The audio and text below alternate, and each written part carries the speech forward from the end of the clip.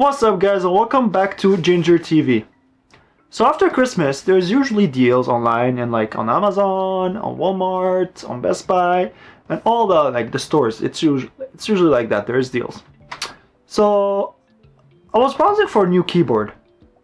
I wanted a mechanical one, but a good mechanical one, like from the big brands like Corsair, Das Keyboard, only like Logitech. But all I could have seen was very expensive keyboards. I'm not the type of guy that's gonna go spend $150 on a keyboard. Let me tell you this.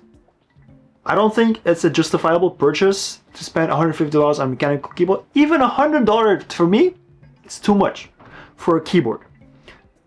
Then I was like, let me think about it. I was like, let me go on Facebook Marketplace. Let me go on Kijiji. Let me go on eBay.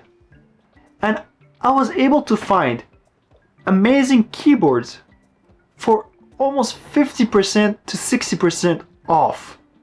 I was like, yeah, I'm gonna get that keyboard, I'm gonna clean it, and then I'll make it brand new. And this is exactly what I did.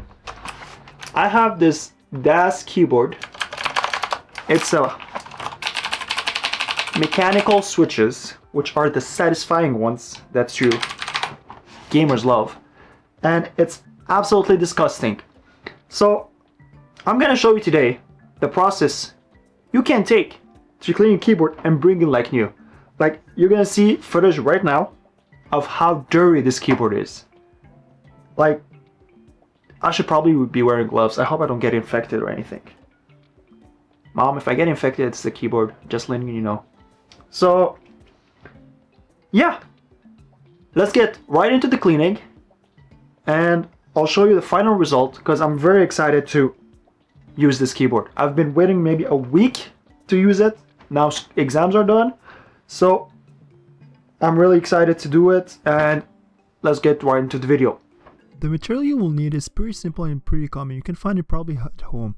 So you will need rubbing alcohol to disinfect everything, toothbrush if your keyboard is super dirty, Q-tips to use to clean everything off, a paper towel just to dry everything, air compress in the can just to blow everything out of the way when they're loose, and one last thing that is a specialty tool is the key remover. This is super useful. If you can get yourself one, go ahead and do. If not, down below in the description there's a link to how you can DIY yourself one. Alright, so to start off, I started by removing all the keys. So I focused on the number pad. I went section by section. I focused on the number pad for this video because it was super dirty, and I think it will be a good representation for the whole keyboard. It will be exactly the same for the whole keyboard, so just remove the keys first. The bigger keys like the spacebar, the shift, the enter button on the right, all of these have a metal latch. So this metal latch can be easily broken, so be careful when removing it. After removing all the keys, I just use my compressed air to just blow all the loose dust away. So just quick dust off so to remove everything that is loose. I use my Q-tips with rubbing alcohol to remove all the dirt. This keyboard was super dirty, like only the number pad used like maybe 3 Q-tip, which is a lot in my opinion. And all of them were super dirty and super gross. So rubbing alcohol, use it. Even if your keyboard is not dirty, just use it so you disinfect the keyboard from the previous owner. You don't know what it has been through, so just to be sure on the safe side, go ahead and use rubbing alcohol. So if your keyboard have backlight, be gentle with the toothbrush. Don't go as hard as I went. I went pretty hard because the keyboard was super dirty, like I said like 100 times before. So just be gentle, and I would suggest you more to use Q-tips instead of the toothbrush. This keyboard is a representation of the worst case scenario. Like honestly, I don't think any keyboard will be as bad as this one. So usually the keyboards get dirty because we eat stuff and we drop stuff in between the keys, but not on the keys.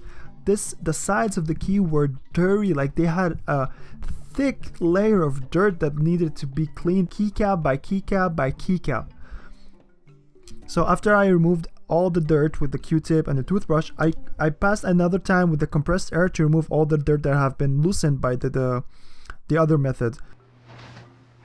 Oh my god, this was the nastiest keyboard I have ever seen. honestly guys, if you're ever gonna buy a used keyboard, make sure it's dirty, but not crazy dirty. This was legit disgusting. The Q-tips were like brown black at the end of it.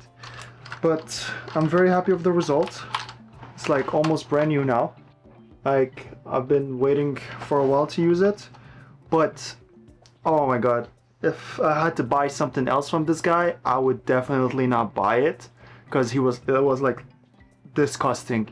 Also, mine didn't have the letters on the keys, so it was super hard to put them back, because I didn't realize the keys were different from different rows.